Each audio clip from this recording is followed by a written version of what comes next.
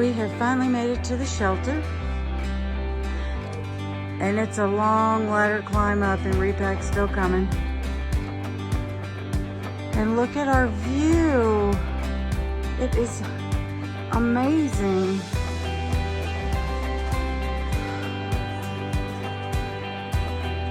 Oh.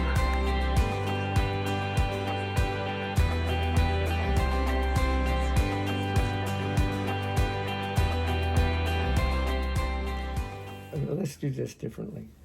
Good day. Hello. Hello and goodbye. This is a little different. We're going to do the commentary for the morning and the evening, just sort of in one fell swoop. Yeah, we were worn out after day 62. 62 was 11.3 miles, but it was hard climbing. And it was mentally taxing. Very mentally taxing climbing that mountain at night. The whole time we were doing the mountain at night, I had this sound of my father. You have no business being up there all that high. Or no business. Oh yeah, he didn't like heights. No, he was. He watched he watched the Grand Canyon when I was maybe 14, 15, something like that, from 100 yards back. So on day 93. We started at the Garfield Ridge Shelter. Yep. And, which really was a pretty shelter. And from there, we started hiking towards the Galehead Mountain. And then went to the Galehead Mountain Hut. And a little side note, if you're a thru hiker for the AT,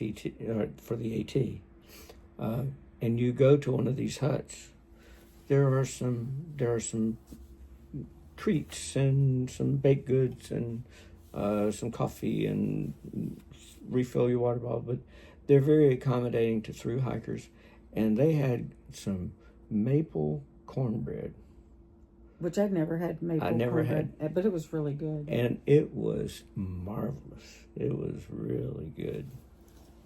And the hut had a gravel helicopter pad on the front of it, which was cool. The next day they were getting their last shipment for the the season, and the ladies that were getting ready to check in were upset because they wouldn't be there when it happened.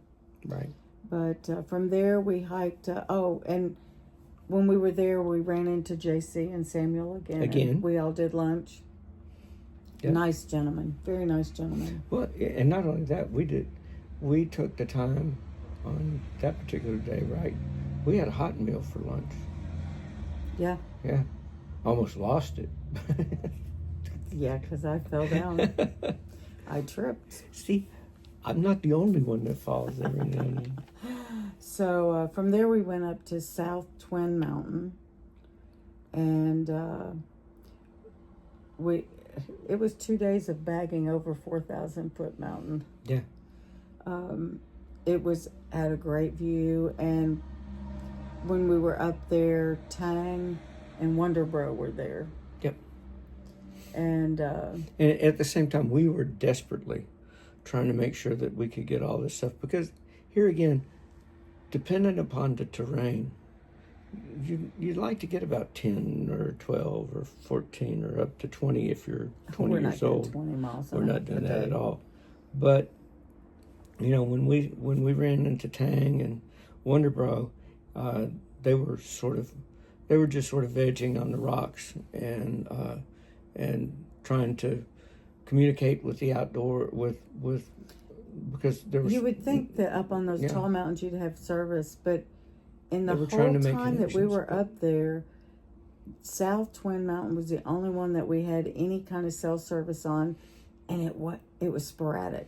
And not only that, we're trying to plan ahead, which requires a telephone call to say, hey, we're on track, and text message. And in the process, what we ended up having to do was texting our shuttle driver because we need a resupply, right? And this is 2 days in advance, so we need to.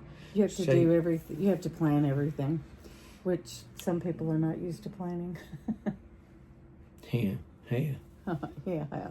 So from up on South Twin Mountain, we headed to the Guyot Center, or the Guyot Shelter, which was an amazing shelter. Oh gosh, the workmanship, the woodwork for the shelter.